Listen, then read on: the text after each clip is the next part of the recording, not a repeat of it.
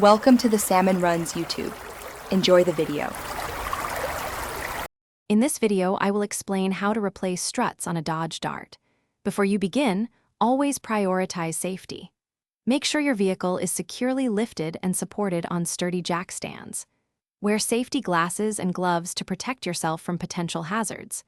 Having the right tools ready will make the process much smoother and safer for everyone involved, ensuring a successful repair. Once the vehicle is safely supported, you'll start by removing the wheel.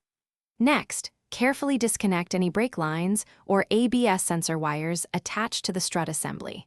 Then, unbolt the strut from the steering knuckle at the bottom and the strut tower at the top. With all fasteners removed, gently lower the old strut assembly from the vehicle.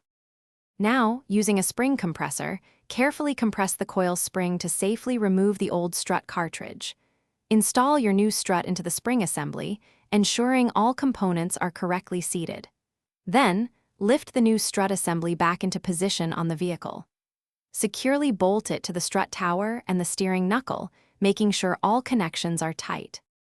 After installing the new strut, it's crucial to torque all bolts to the manufacturer's specified values for safety and performance. Double-check all connections, including brake lines and sensor wires, to ensure everything is properly reattached. Finally, a professional wheel alignment is absolutely necessary to correct any changes in suspension geometry and ensure proper tire wear and vehicle handling. Thanks for watching. Consider subscribing if we helped you.